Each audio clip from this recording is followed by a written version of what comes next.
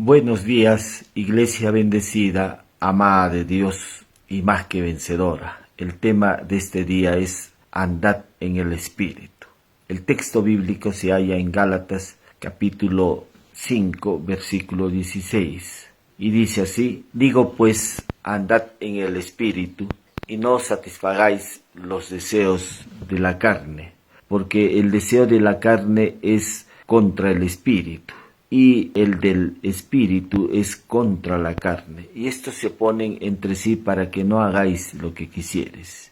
Esta carta de Gálatas fue escrita por el apóstol Pablo, ¿no? Él le habla a los hermanos que se hallaban en Galacia y les da una exhortación. Estos hermanos habían vuelto a las prácticas judaizantes y habían olvidado la dirección del Espíritu. Habiendo comenzado por el Espíritu, vais a acabar en la carne. Y claro, esta era una exhortación porque estos hermanos estaban entendiendo de una forma equivocada el Evangelio. Hoy en día, mucha gente conoce el Evangelio. Se da su conversión. Lo que ocurre es que no están mostrando evidencias de cambio en su conducta, en su comportamiento. Y estos cambios no se dan porque no hay un cambio en sus creencias. Sus creencias son equivocadas y esto los conduce a vivir de una forma equivocada. Un hermano, conversando con él, me decía: hay hijos de Dios que están muchos años en el Evangelio, participan de la iglesia, pero no cambian sus acciones, no cambian su comportamiento. Y no es que no hayan pasado por la cruz, sí, han hecho de Jesús el Señor de sus vidas, pero no hay evidencias de cambio en su vida. Primero, porque a veces no están conscientes de que el que vive en ellos es la vida de Cristo. No hay una toma de conciencia de quien los habita.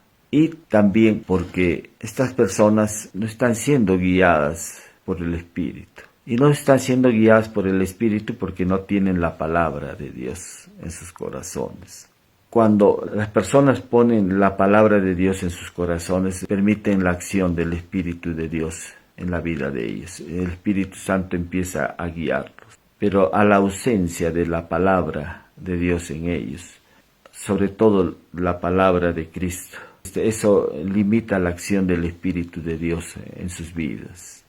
Son hijos de Dios, pero también hay que entender, como escuché una vez que alguien decía que a un niño no le puedes exigir que tenga una barba. Si su padre, una de las características físicas de su padre es que él tiene barba, al niño no le puedes exigir que tenga esas características. ¿Por qué? Porque esto depende del tiempo. Hay un proceso en el cual él todavía va a tener que requerir de una madurez espiritual. Y cuando se da ya esta madurez, se va a mostrar evidencias de que empieza a crecer su barba. De igual manera, en la vida espiritual,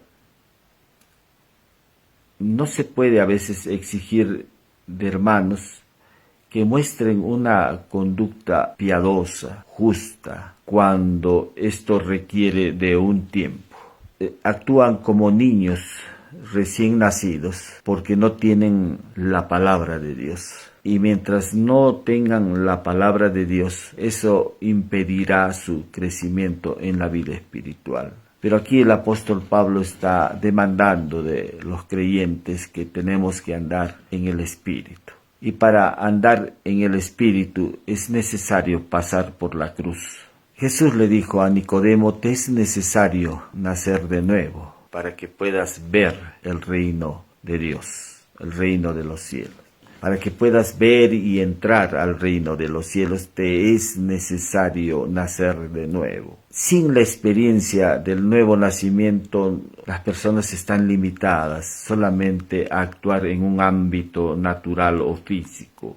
Solamente cuando se da esta experiencia del nuevo nacimiento, recién pueden acceder en la vida espiritual. Si no, es imposible poder ver las cosas de Dios. Entonces, un inconverso no puede ver las cosas espirituales. Está limitado a solamente seguir o ver desde una perspectiva natural, ¿no? Su percepción solamente está limitada al ámbito natural. Es guiado por lo que puede ver, oír, sentir. Cosa diferente pues con un creyente. Un creyente, lo primero que hace Dios es que esta persona, después de su conversión, se abren sus ojos para que él pueda ver las cosas espirituales. Por eso es que el apóstol Pablo decía en esta carta de 2 de Corintios 3:16, pero cuando se conviertan al Señor, el velo les será quitado. Ahora, si tú aplicas la ley de Moisés a tu vida, todavía vas a estar con un velo. Y este velo te va a impedir ver las cosas espirituales, ver quién te habita, quién vive en ti. Solamente cuando dejamos de aplicar la ley de Moisés a nuestras vidas, recién el velo nos será quitado y podremos conocerlo a Él, conocer a Cristo. Jesús le dijo a Nicodemo, lo que es nacido de carne, carne es, y lo que es nacido del Espíritu, Espíritu es. Juan 3, versículo 6. Entonces estamos viendo que hay un nacimiento natural y un nacimiento espiritual. Este nacimiento espiritual solamente es posible cuando se convierte uno al Señor. Cuando haces del Señor Jesucristo el Señor de tu vida, a partir de ese momento te imparte su vida, su naturaleza, su victoria y poder. Solamente esto hace posible de que tú puedas ver quién te habita, de que tú puedas ver el reino de Dios. Hay algo importante también, es nosotros para poder andar en el Espíritu tenemos que entender que nuestro espíritu ha cambiado. Dice, de modo que si alguno está en Cristo, nueva criatura es. Las cosas viejas pasaron, y aquí todas son hechas nuevas. 2 de Corintios 5:17. Decíamos que nuestro espíritu cambió totalmente con la salvación. Cuando aquí el apóstol Pablo está hablando, de modo que si alguno está en Cristo, nueva criatura es. Esa nueva criatura, uno se pregunta, dice, yo no he cambiado porque mi cuerpo físico todavía no hay evidencias de cambio.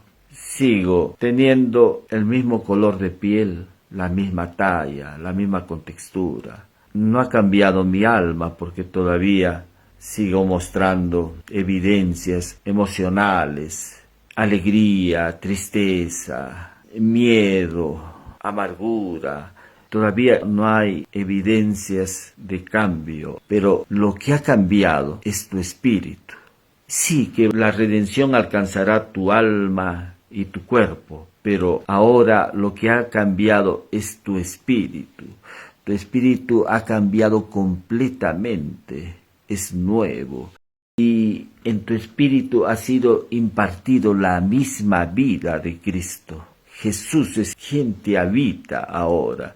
Está su Santo Espíritu, el que está en tu vida, está morando en tu vida. Tu espíritu, por lo mismo de que contiene la vida de Cristo, está completo. Por eso es que el apóstol Pablo en Colosenses 2:10 dice, y vosotros estáis completos en Él, que es la cabeza de todo principado y potestad. Nosotros estamos completos. Tu espíritu no está en proceso de obtener algo de parte de Dios. Todo lo que necesites en la vida cristiana ya está presente en la totalidad en tu espíritu. Por eso es que Pablo le dice a Filemón, todo el bien que está en ti, ¿no? Por Jesucristo. O sea, todo el bien ya está en nosotros. No hay algo que Dios se haya olvidado y no nos haya suministrado. Dios ya ha puesto todo en nuestro espíritu. Porque si Cristo es el todo, entonces lo tenemos todo. Una vez que naciste de nuevo, el resto de la vida cristiana consiste en aprender a caminar en el Espíritu. Por eso el apóstol Pablo dice, andad en el Espíritu. Este andar en el Espíritu requiere de un cambio en nuestras creencias, poner las creencias correctas en nuestra mente, porque si no están las creencias correctas, esto no te va a conducir a vivir de forma correcta. Es necesario que haya un cambio en nuestras creencias, y el único que te puede proveer de esas creencias correctas es el Evangelio, y el Evangelio es Cristo. Necesitamos tomar conocimiento del Evangelio, y no se puede colocar una creencia correcta en nuestra mente sin que antes tengamos la creencia correcta. Tenemos que eliminar esa creencia incorrecta poniendo la creencia correcta que está en la misma palabra de Dios. Si antes creías que Dios castigaba, y cierto que Él castigó el pecado del hombre, Isaías dice: mas Él herido fue por nuestras rebeliones, molido por nuestro pecado. El castigo de nuestra paz fue sobre Él. Entonces el que llevó el castigo tuyo y mío fue nuestro Señor Jesucristo, y en su cuerpo. El castigo de Dios fue pagado cuando Jesús llevó en su cuerpo nuestros pecados, en su cuerpo sobre el madero, dice Pedro. Jesús llevó el castigo tuyo y mío ahí en la cruz. Él fue nuestro sustituto ahí en la cruz. Él nos reemplazó ahí en la cruz. Tenemos que sacar esas creencias equivocadas que tenemos y poner las creencias correctas. Eso requiere de una renovación de nuestra mente. Nuestra mente ha sido entrenada y programada para actuar de acuerdo al estilo de vida del viejo hombre. Nuestra mente fue programada y entrenada para actuar como el viejo hombre era, lo que éramos antes de recibir al Señor.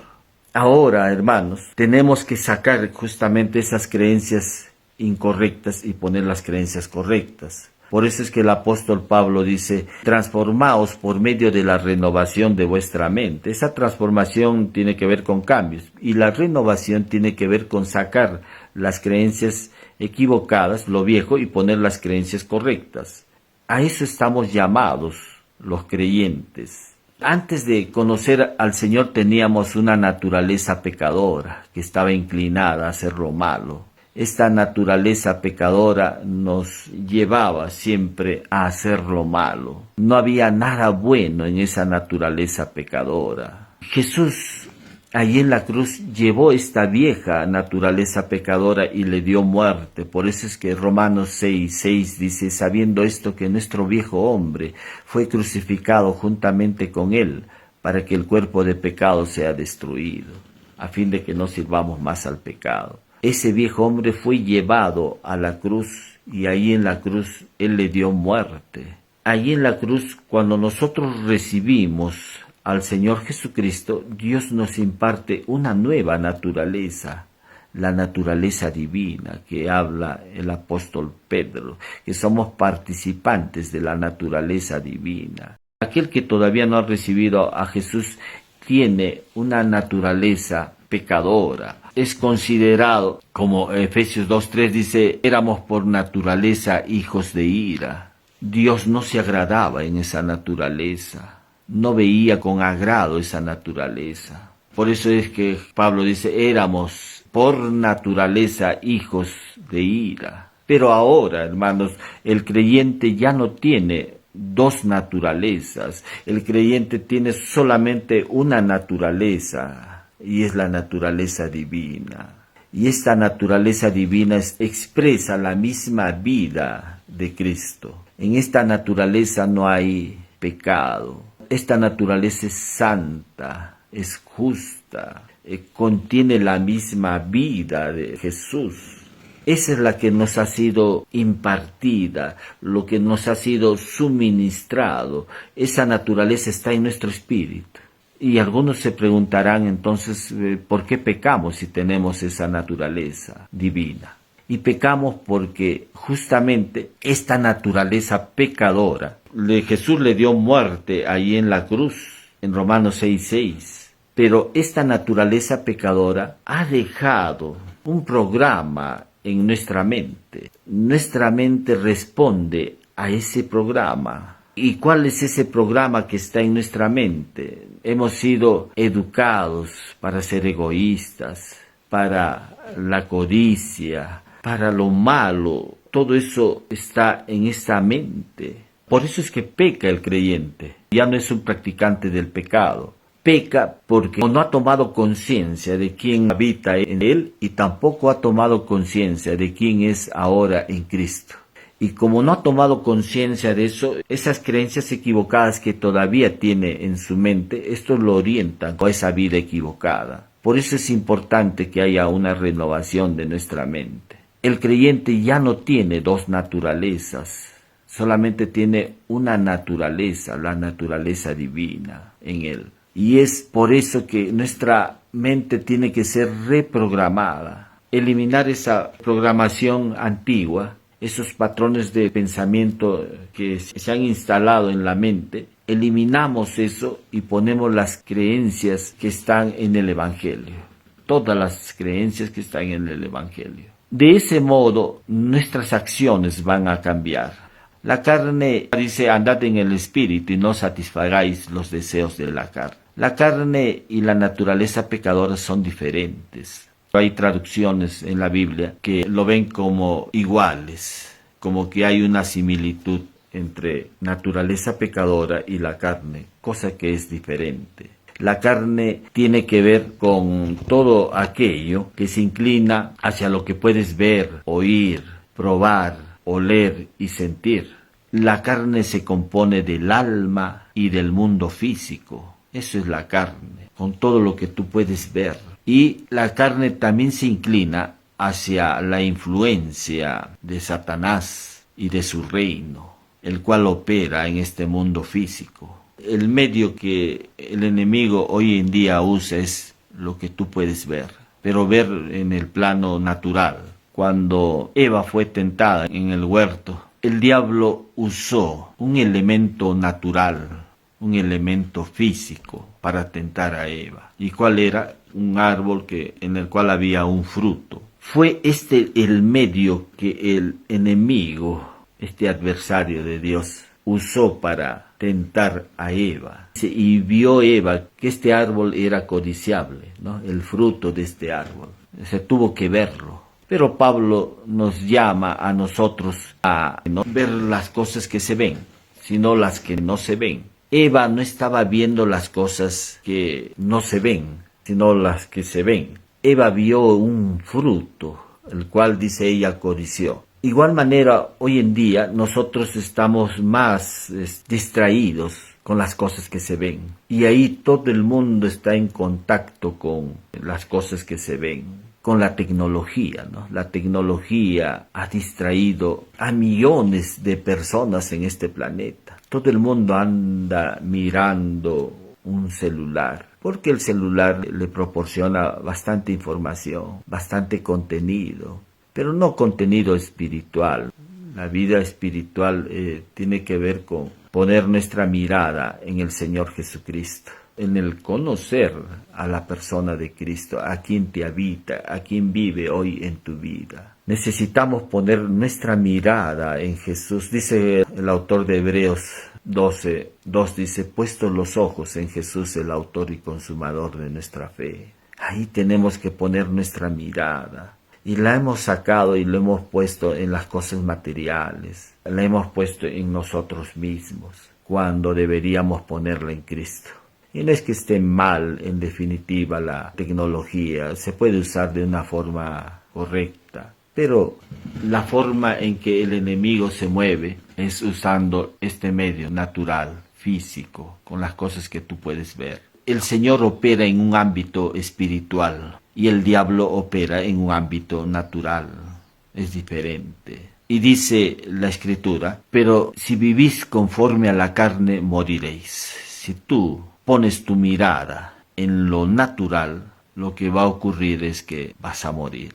Porque el texto dice de Romanos 8:12, dice, porque si vivís conforme a la carne, moriréis. Mas si por el Espíritu hacéis morir las obras de la carne, viviréis. Y cuando dice moriréis, claro, hay una muerte física, pero esta muerte física también incluye el pecado, porque el pecado causa la muerte. Por eso es que Romanos 6:23 dice, porque la paga del pecado es la muerte, lo que produce el pecado es la muerte. Claro, es una muerte física, pero esta muerte también incluye cualquier resultado del pecado en una forma de muerte. La depresión, la ansiedad, el desánimo, la ira, la amargura, el temor, la preocupación, la enfermedad, la pobreza. Todo esto es el resultado del pecado. Si vivimos conforme a la carne, moriremos. Si eres creyente, el apóstol Pablo dice, andad en el Espíritu. No hay forma de andar en el Espíritu si no tienes en tu mente la palabra de Cristo, si no has puesto tu mirada en el Señor Jesucristo. Esto implica conocimiento de su palabra. ¿De la palabra de quién? De la palabra de Cristo. Por eso es que el apóstol Pablo dice que la palabra de Cristo more en abundancia en vosotros. La carta de Colosenses habla acerca de eso. Dice, la palabra de Cristo more en abundancia en vosotros. Esta es la demanda, ¿no? Que si es que no hay un conocimiento de la palabra de Cristo, no vas a poder andar en el Espíritu. Si realmente eres creyente, un hijo de Dios, tienes que ser guiado por el Espíritu. Por eso es que Pablo dice en Romanos 8, pero si sois guiados por el Espíritu, sois hijos de Dios. Lo primero que se da en tu vida como creyente después de tu conversión es que has sido colocado en el cuerpo de Cristo. Y en ese cuerpo de Cristo hay un gobierno, hay una mente, una voluntad, un deseo, una guía del Espíritu de Dios. Ya no eres guiado por tus deseos, tu voluntad, sino ahora eres guiado por el Espíritu de Dios. Y el Espíritu de Dios no te va a llevar a otra cosa que no sea Cristo. El Espíritu de Dios te va a llevar siempre hacia la persona de Cristo. Jesús tiene que ser el centro de tu vida. No lo es tu denominación, no lo es la ley de Moisés. Es Jesús.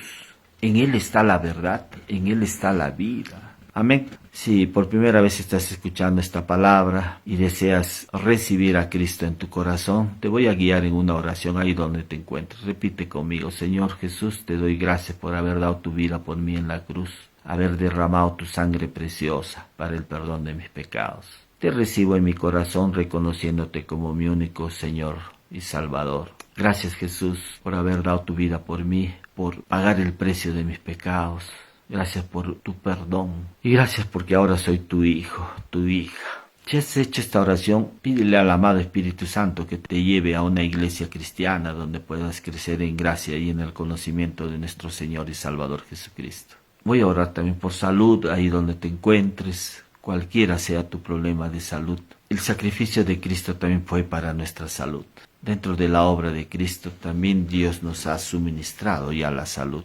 Lo único que tenemos que hacer es creer en eso y recibirla en el nombre de Jesús. Voy a orar por salud ahí donde te encuentres. Solamente dir: recibo ahora mi sanidad en el nombre de Jesús. Recibo lo que tú has ganado por mí, Jesús, en la cruz.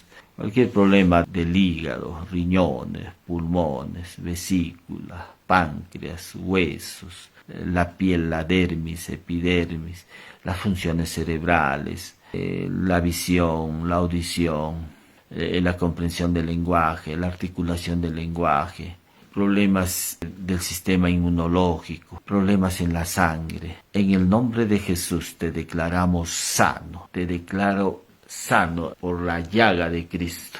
Recibe ahora tu sanidad en estos momentos. Tienes problemas de las articulaciones, dolor en los músculos. En el nombre de Jesús te declaramos sano. Problemas de migraña, dolores de cabeza. En el nombre de Jesús te declaramos sano. Echamos fuera ese dolor en el nombre precioso de Cristo. Gracias, Padre Santo, por tu amor. Gracias por tu perdón. Gracias por la sanidad de nuestro cuerpo. En el nombre de Jesús hemos orado. Amén. Nos estamos viendo la próxima semana. Bendiciones, iglesia bendecida, amada de Dios y más que vencedora.